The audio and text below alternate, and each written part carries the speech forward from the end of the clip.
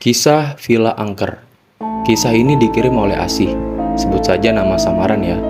Dia adalah penonton setia halaman 13 yang telah berkenan membagikan cerita horornya kepada tim halaman 13. Oke, kali ini aku ceritakan cerita horor aku pas aku liburan bersama teman-temanku tahun lalu. Nama villanya nggak akan aku sebutin untuk menjaga nama baik yang punya ya. Jadi cerita ini terjadi pada tahun 2022. Tepatnya bulan November. Belum terlalu lama ya, masih segar dalam ingatan aku dan teman-temanku. Waktu itu bos aku merencanakan untuk gathering ke Yogyakarta. Sudah dari jauh hari kita mencari villa yang sekiranya muat untuk menampung kami semua. Yang ikut kurang lebih ada 20 orang pada saat itu. Villa yang dipilih bosku ini adalah sebuah villa yang jauh dari keramaian dan nuansa Jawanya kental sekali. Sangat cocoklah untuk kami yang saat itu udah jenuh dengan pandemi dan untuk melepas stres. Akhirnya villa tersebut aku booking semua kamar supaya semua teman-teman kebagian kamar.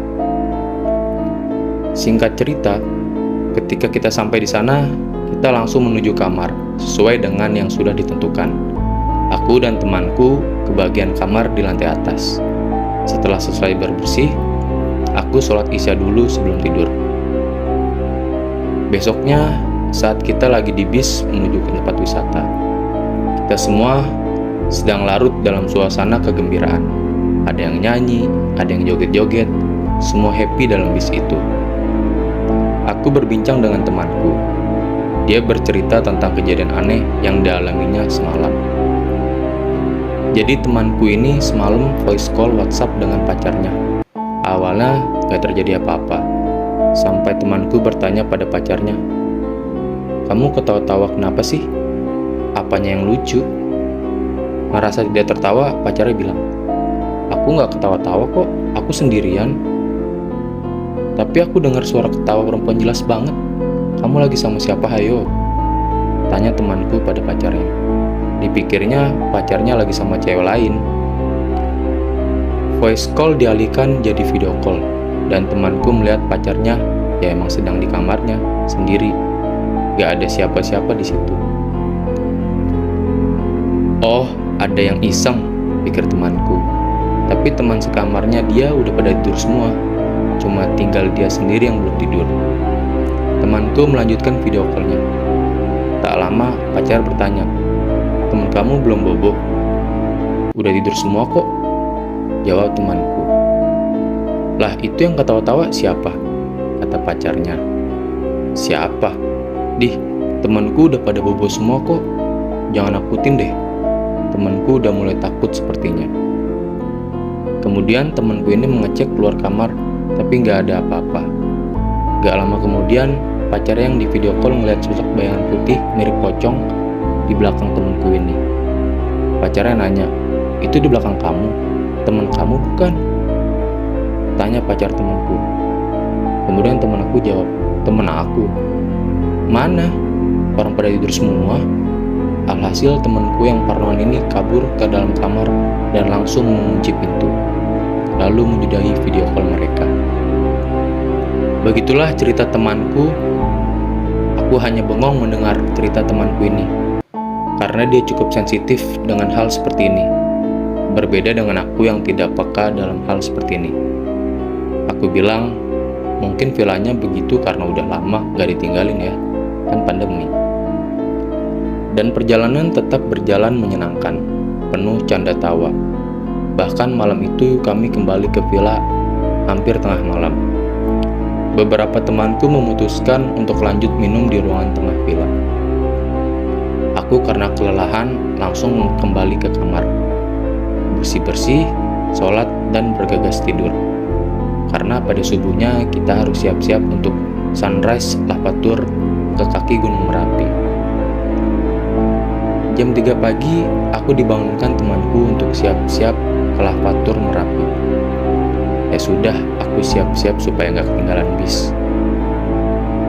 Tapi ternyata bis kami mengalami kendala, jadi bisnya telat sampai. Seharusnya jam 3:30 subuh kita udah dijemput, tapi karena telat, sampai azan subuh berkumandang, bis pun belum sampai. ke tempat kami. Yaudah, mumpung belum datang, aku subuhan aja dulu. Lalu aku kembali ke kamar dengan teman sekamarku. Dia balik ke kamar mau ngopi biar melek katanya. Terus aku ke kamar mandi untuk wudhu. Keanehan terjadi di sini. Pas aku lagi wudhu, pintu kamar mandi tiba-tiba ketutup pelan-pelan. Rep, pintunya tertutup. Aku tenang aja. Kupikir temanku yang tutup pintunya supaya airnya nggak nyiprat. Wudhu pun selesai. Aku mau buka pintu kamar mandinya dan ternyata pintunya terkunci. Mencoba tenang, aku panggil temanku. Mbak, gak lucu deh. Gue mau sholat nih, masa lu isengin? Udah langsung nunduh aja aku. Karena teman sekamarku ini kadang iseng. Tapi dia panik. Lu gak kunci pintunya kan? Coba putar knopnya deh. Aku ngotot, aku gak kunci pintunya. Karena aku memang gak pencet kuncinya. BTW, pintu kamar mandinya yang model knop diputer.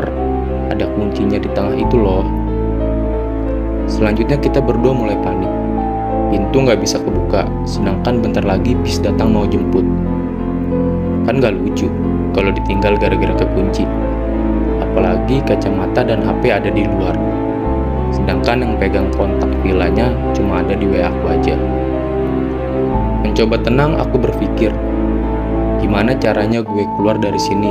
Gak mau tahu, pokoknya harus keluar. Mau didobrak, diapain kek, pokoknya keluar. Lalu aku lihat wastafel kamar mandinya terbuat dari marmer gitu. Aku berpikir untuk memanjat wastafelnya dan membuka kusen atas kamar mandinya. Syukurnya kamar mandinya ada kusen berjendela gitu. Aku panjat, lalu aku buka kunci kusennya. Aku menjulurkan kepala keluar ngomong sama temanku untuk ambil kacamataku dan HP-ku. Begitu dikasih, dengan mata sedikit berlinang karena khawatir, temanku nanya, "Are you okay?" "I'm fine, mbak, tenang aja.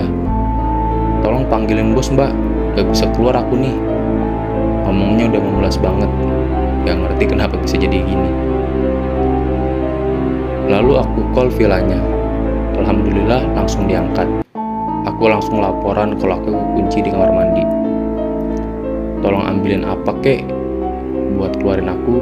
Si mas villanya cuma iyain aja. Tenang banget dia, gak ada kaget-kagetnya. Terus bos aku datang. BTW bos aku bule Amerikan. Pas datang dia langsung ketawa dong. Daripada sedih dia nanya, "Lu bikin bola apa lagi sih?" Diketawain bos pada saat sial. Is another level of pain, bro. Bosku coba nobrak pintunya tapi gak berhasil. Coba congkel, gak berhasil juga. Ya iyalah, itu pintu kamar mandi dari jati gitu berat pintunya. Dan si mas villa datang dengan tenang tanpa panik. Cenderung pelan sekali malah. Aku yang kesel langsung teriak, "Gak peduli gimana caranya ya, gue harus keluar dari sini. Mau pakai tangga kek, dipecahin kacanya kek, dijebol pintunya kek, pokoknya gue mau keluar dari sini." Dan si mas villa cuma bilang, "Enggih, saya ya mbak." Terus dia pergi. Sementara bosku masih coba menyelamatkan aku dengan congkel-congkel pintu. Lama si mas datangnya, jam udah sekitar jam 5 kurang. Untungnya bis masih belum datang. Aku lebih sedih kalau nggak ikut sunrise Merapi sih daripada kekunci di kamar mandi.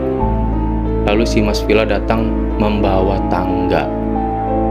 Di antara semua opsi dia bawa tangga, otak aku berpikir gimana caranya dari wastafel aku bisa keluar melalui kusen. Kusennya kecil, mana muat badan aku.